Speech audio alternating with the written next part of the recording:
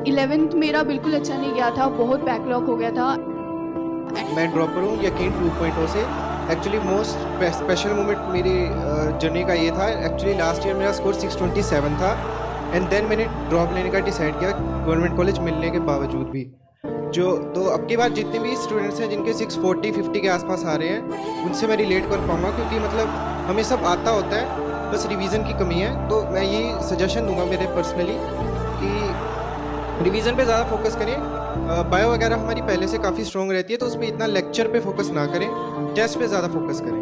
11th में मेरा थोड़ा बैकलॉग हो गया था, तो मैंने 12th में ऐसा किया कि मेरे को कोई बैकलॉग नहीं होना चाहिए 12th में, क्योंकि मुझे 11th की तैयारी करनी है।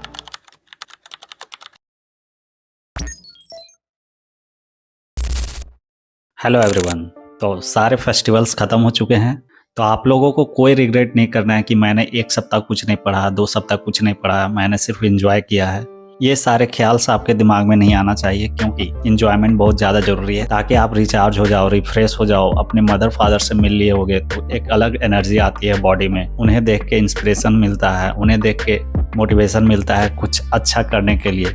और मैं भी आप लोग अपने रिलेटिव्स का, अपने आस पड़ोस के लोगों से ताना भी सुनने को मिला होगा, बट कोई नहीं यार, उन्हीं सब बातों को अपना मोटिवेशन बनाओ और इस नेक्स्ट 6 मंथ में कुछ ऐसा करो जो आज तक आपने कभी नहीं किया हो।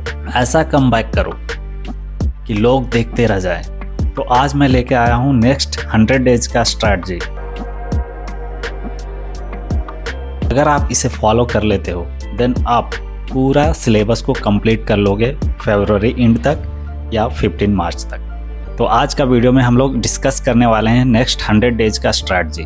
बिकॉज हो सकता है मैं भी बहुत लोग स्टार्ट नहीं किए होंगे, बहुत लोग अक्टूबर में स्टार्ट किए होंगे, बहुत लोग अभी स्टार्ट करने वाले होंगे, बट उन्हें पता नहीं है कि मैं कैसे अपना सिलेबस को कंप्लीट करूं।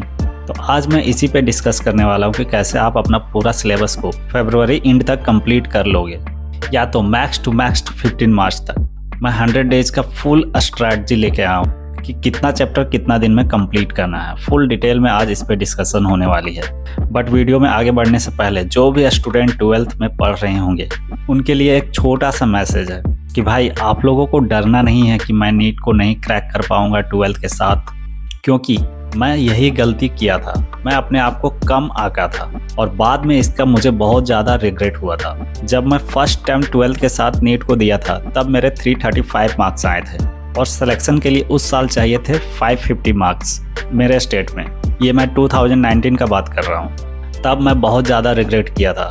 सो मैं नहीं चाहता हूँ कि मेरी गलती आप लोग दोहराएं, इसलिए मैं आप लोगों को अलर्ट कर दे रहा हूँ कि आप लोग कर सकते हो यार। अगर अभी तक आपने कुछ नहीं पढ़ा फिर भी कर सकते हो, तो अपना 100% दे के तो देखो। एक पॉइंट और नोट कर लेना, मैं बोर्ड का बहुत टेंशन ले रहा था कि मैं फेल हो जाऊंगा, बट अल्टीमेटली मेरे 12th बोर्ड में 75% आए थे। हाँ, ये बहुत ज़्यादा अच्छा स्कोर तो नहीं है, बट इतना भी ख़राब नहीं था। और मज़े की बात है कि इसका मुझे कोई रिग्रेट नहीं हुआ, क्योंकि भाई नीट निकालने के लिए 12th की मार्क्स का कोई वैल्यू नहीं है। अगर आप बोर्ड में 90% ले आओ बट नीट नहीं निकालो तो क्या फ़ायदा 90% लाने का। अगर आपको डॉक्टर बनना है देन, अगर आपको कोई और फील्ड में एक्सप्लोर करना है, कोई और फील्ड में जाना है, देन बोर्ड में अच्छे मार्क्स तो होने चाहिए। बट ये बातें मैं उन बच्चों के लिए बोल रहा हूँ जिनको डॉक्टर ही बनना है। अगर आप 12th बोर्ड में 75% भी ले आ रहे हो देन काफ़ी है, कोई मायने नहीं रखता आपका 12th बोर्ड का मार्क्स। इसलिए ज़्यादा टेंशन मत लो, नीट एग्ज़ाम पे फोकस करो और नीट का सिलेबस ही 12th बोर्ड में आएंगे। बस फिजिक्स में आपको MCQ सॉल्व करने होंगे, वहाँ पे आपको लिखने होंगे, डेरिवेशन करने होंगे। तो ये सारी चीज़ों को आपको ध्यान रखना है। देन आप 12th के साथ नीट को भी निकाल लोगे और 12th बोर्ड को भी फोड़ दोगे। ये सब सारी चीज़ें मुझे पता नहीं थी, इसलिए मैं सोचा कि आप लोगों को बताना चाहिए। तो अब हम लोग स्टार्ट करते हैं इस वीडियो को कि कैसे हम लोग 100 डेज में पूरा सिलेबस को कंप्लीट कर सकते हैं। So myself Shyam Nandan Kumar Yadav, I am second year MBBS student at government medical college. तो सबसे पहले हम लोग स्टार्ट करते हैं फिजिक्स के साथ, ठीक है। अभी मैं तीनों सब्जेक्ट्स के एक एक करके डिटेल में बताऊंगा कि कितना दिन में किस चैप्टर को कंप्लीट करने हैं। So let's start with physics subject. तो इसमें आपको सबसे पहले 12th के 3 चैप्टर को कंप्लीट करने हैं, electric charges, electric potential and electric current. और इन 3 चैप्टर के लिए आपको 15 डेज देने हैं, उससे मैथ्स आपको देने ही नहीं है। और साथ में आपको डेली 1 आवर के लिए बेसिक मैथमेटिक्स पढ़ने हैं, differentiation, integration, graphs, vectors, unit and dimensions, logarithm. ये जो टॉपिक बताया है मैंने, इन सारे टॉपिक्स को साथ साथ करते जाना है, क्योंकि अगर बेसिक मैथ आपका कमज़ोर होगा देन आप कैसे हैंडल कर पाओगे फिजिक्स को। आप जिस भी क्वेश्चन को सॉल्व करने जाओगे वहाँ पे इंटीग्रेशन का ज़रूरत पड़ेगा, डिफरेंशिएशन का ज़रूरत पड़ेगा। सिर्फ फिजिक्स में नहीं ज़रूरत पड़ेगा मेरे भाई, फिजिकल केमिस्ट्री में भी ज़रूरत पड़ेगा। इलेक्ट्रोकेमिस्ट्री में तो लॉगरिथम भरा हुआ है, केमिकल काइनेटिक्स में तो लॉगरिथम भरा हुआ है, और ग्राफ्स तो लगभग हर एक चैप्टर में मिल जाएंगे फिजिक्स और फिजिकल केमिस्ट्री के। तो इसलिए मैं बोल रहा हूँ बेसिक मैथमेटिक्स को अच्छा करना है, ठीक है। अब आते हैं नेक्स्ट 15 डेज में। तो नेक्स्ट 15 डेज में आपको कंप्लीट करना है मॉडर्न फिजिक्स को, जिसमें आ जाएंगे dual nature, atoms, nuclei and semiconductor. So 1 month का टारगेट कंप्लीट। अब थोड़ा सा आ जाते हैं क्लास 11th के फिजिक्स पे। तो इसमें आपको 4 चैप्टर को कंप्लीट करने हैं। पहला हो जाएगा आपका motion in straight line, motion in plane, NLM और यूनिट एंड डायमेंशन। अच्छे से कर लीजिएगा, ये 10 डेज में करने हैं। अब नेक्स्ट 20 डेज में आपको कंप्लीट करने हैं सबसे पहले ऑसिलेशन, जिसमें एसएचएम आएंगे, फिर wave, moving charge magnetism, magnetism and matter, EMI, AC and electromagnetic wave. इन सारे चैप्टर को एक साथ करना है, क्योंकि यहाँ पे आपको बहुत सारे सिमिलरिटीज मिलेंगे इन सारे चैप्टर्स को करते हुए। तो इतने चैप्टर्स को आपको 20 डेज में कंप्लीट करने हैं। अब आते हैं नेक्स्ट पार्ट में, जिसमें करना है आपको 10 डेज में रे ऑप्टिक्स को कंप्लीट और वेव ऑप्टिक्स को कंप्लीट। अब हम लोग आते हैं फिर से 11th क्लास में, जिसमें आप लोग को कंप्लीट करने हैं WPE, work energy and power, rotational motion, gravitation. ये 3 चैप्टर्स थोड़ा लेंदी हैं, कॉन्सेप्चुअल है, इसलिए मैं आपको 15 डेज दे रहा हूँ। अब जो सबसे लास्ट में इन सारे चैप्टर्स को कंप्लीट करने हैं, पहले आ जाएंगे थर्मोडायनेमिक्स फिजिक्स वाले, याद रखना, KTG, mechanical properties of solids, mechanical properties of fluid, thermal properties of matter. इन सारे चैप्टर्स को 15 डेज में कंप्लीट करने हैं। तो देखो 100 डेज में सारे चैप्टर्स कंप्लीट, यानी कि आप फरवरी एंड तक आराम से पूरा 11th और 12th का फिजिक्स को कंप्लीट कर सकते हो। और बहुत सारे लोग तो आप लोग बहुत सारे चैप्टर्स को कंप्लीट कर चुके होंगे, तो आप उससे भी पहले कंप्लीट कर लोगे। अब आते हैं हम लोग दूसरे सब्जेक्ट पे, केमिस्ट्री। तो इसमें भी सबसे पहले बेसिक मैथमेटिक्स को कंप्लीट करने हैं। अब ये तो मैं बता ही दिया था बेसिक मैथमेटिक्स में क्या क्या आएंगे, वही सेम चीज़ को कंप्लीट करने हैं फॉर फिजिकल केमिस्ट्री। तो इसमें सबसे पहला टारगेट होगा 15 डेज के लिए, जिसमें आपको कंप्लीट करने हैं मोल कॉन्सेप्ट को, एटॉमिक स्ट्रक्चर को, पीरियोडिक टेबल को और केमिकल बॉन्डिंग को। ये 4 चैप्टर्स को अच्छे से कंप्लीट करना है। इससे आपका फिजिकल केमिस्ट्री और इनऑर्गेनिक केमिस्ट्री बहुत ही अच्छा हो जाएगा अगर आप लोग इसको अच्छा से पढ़ लोगे, क्वेश्चंस प्रैक्टिस कर लोगे तो। अब आते हैं हम लोग नेक्स्ट टारगेट पे, जो कि 20 डेज के लिए होगी। इसमें 5 चैप्टर को आपको कंप्लीट करने हैं, electrochemistry, surface chemistry, chemical kinetics, solid states and solutions. In 5 chapter को आपको 20 डेज में कंप्लीट कर लेने हैं। अब आते हैं हम लोग नेक्स्ट टारगेट पे, जो कि 15 डेज के लिए होगी। इसमें आपको कंप्लीट करने हैं 4 chapters, redox reaction, states of matter, equilibrium and thermodynamics. यह केमिस्ट्री वाली होगी, इसको आपको 15 डेज में कंप्लीट कर लेने हैं। अब आते हैं हम लोग ऑर्गेनिक के चैप्टर्स पे। तो इसमें सबसे पहले आपको GOC को पढ़ने हैं, हाइड्रोकार्बन को पढ़ने हैं, then haloalkanes, haloarenes को पढ़ने हैं। तो ये 3 चैप्टर्स के लिए आपको 15 डेज देने हैं। अब नेक्स्ट टारगेट पे आते हैं, जिसमें आपको अल्कोहल, फिनॉल, ईथर को पढ़ने हैं, एल्डिहाइड, कीटोन, कार्बोक्सिलिक एसिड को पढ़ने हैं और एमाइंस को पढ़ने हैं। इसको आपको कंप्लीट करने हैं 12 डेज में। अब नेक्स्ट टारगेट पे आते हैं, जो कि 4 डे के लिए होगी। इसमें 2 चैप्टर्स को कंप्लीट करने हैं, बायोमोलिक्यूल्स एंड इन्वायरमेंटल केमिस्ट्री। तो अब हम लोग आते हैं इनऑर्गेनिक केमिस्ट्री पे, जहाँ पे आप लोग बेसिक्स को तो पहले ही पढ़ चुके हैं, periodic tables and chemical bonding. तो अब आपको पढ़ने हैं, 15 डेज के लिए टारगेट है। इसमें आपको 4 चैप्टर्स को पढ़ने हैं, coordination and compound, DNF block, P block, 11th and 12th दोनों का। अब आते हैं हम लोग नेक्स्ट टारगेट पे, जो कि 4 डेज के लिए होगी। इसमें आपको कंप्लीट करने हैं 2 chapters, S block and hydrogen. तो देखा आपने 100 डेज में केमिस्ट्री भी कंप्लीट। अगर आप लोग इसको अच्छा से स्ट्रिक्ट होके फॉलो कर लोगे, देन आप पूरा सिलेबस को कंप्लीट कर लोगे फरवरी एंड तक या तो 15 मार्च तक। अगर आप 12th क्लास में हो तो कोशिश करो कि फरवरी एंड तक कंप्लीट करने की, और अगर आप ड्रॉपर हो देन आप 15 डेज एक्स्ट्रा ले सकते हो।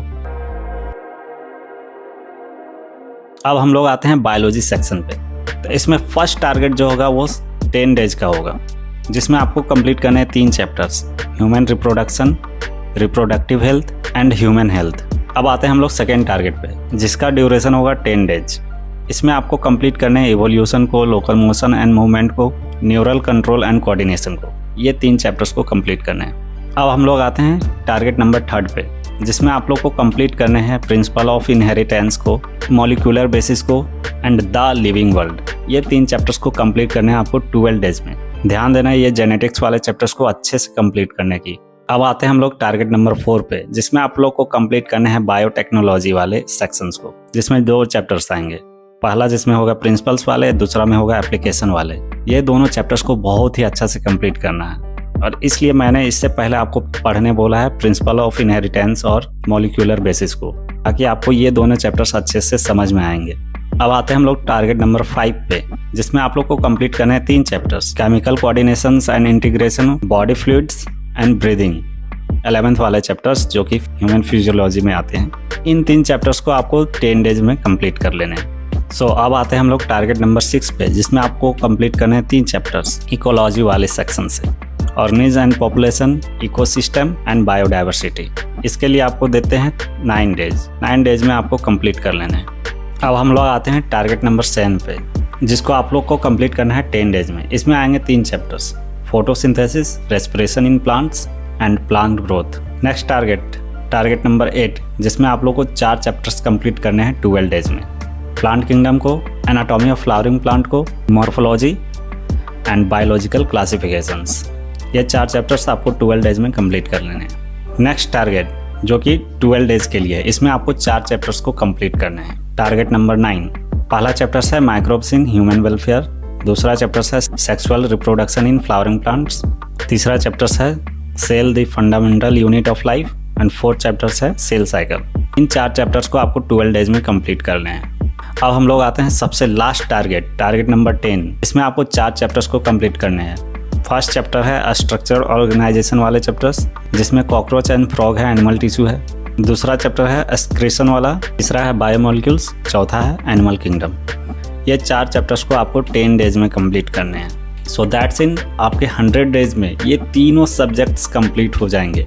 देखो ये थोड़ा टफ होने वाला है, ये इजी तो नहीं है कि 100 डेज में ये तीनों सब्जेक्ट को कंप्लीट कर लेना, बट मैं कोशिश किया हूँ आप लोग को टारगेट देने की, ताकि आप लोग इस टारगेट को फॉलो करके 100 डेज में तीनों सब्जेक्ट्स को कंप्लीट कर सको। और अगर चाह लोगे तो डेफिनेटली इस टारगेट को आप कंप्लीट कर सकते हो, और आपके पास ऑप्शंस भी बचे नहीं हैं, क्योंकि अब आपके पास उतना टाइम है ही नहीं। कम से कम आपको फरवरी एंड तक कंप्लीट करने ही होंगे आपको पूरा सिलेबस, अगर आप 12th क्लास में हो तो। और अगर आप 12th क्लास में हो तो खुद पे डाउट करना बंद करो यार, मेहनत करना स्टार्ट करो, 10 से 12 आवर डेली पढ़ाई करना स्टार्ट करो। अब लास्ट टाइम आ गया है, और नीट 2025 को वही फोड़ेगा जो लास्ट 6 मंथ में अपने पूरा दम लगाकर मेहनत करके पढ़ाई करता रहेगा, हार नहीं मानेगा, आखिरी दम तक लड़ेगा, वही नीट 2025 को क्लियर कर पाएगा। आप 2 महीना पहले पढ़े होंगे कि नहीं पढ़े होंगे उससे कोई मायने नहीं रखता। अगर आप लास्ट के 6 मंथ डेडिकेटेड फोकस्ड स्टडी करोगे 10 to 12 hour 14 hours daily, then आप डेफिनेटली नीट 2025 को क्रैक कर सकते हो। सो आज से ट्रैक पे आ जाओ यार, दिखा दो अपनी पूरी पोटेंशियल को। सो अपनी पूरी ताकत लगा दो इस सिलेबस को कंप्लीट करने में। और याद रखना, टेस्ट देना बहुत ही ज़्यादा इंपॉर्टेंट है, और क्वेश्चंस प्रैक्टिस भी करना उतना ही इंपॉर्टेंट है। इसलिए ये दोनों चीज़ को कभी नहीं छोड़ें। जो चैप्टर्स कंप्लीट होते जा रहे हैं उसका क्वेश्चंस आप उसी दिन प्रैक्टिस कर लें, देन आपका प्रिपरेशन बहुत ही अच्छा होगा। सो दैट्स इन, अगर आप एक एवरेज स्टूडेंट है तो ये चैनल आप ही के लिए है, इसलिए चैनल को सब्सक्राइब कर लें। और अगर ये वीडियो आपको पसंद आया तो इस वीडियो को ज़रूर से ज़रूर लाइक करें और अपने दोस्तों के साथ शेयर करें। जय हिंद, बाय।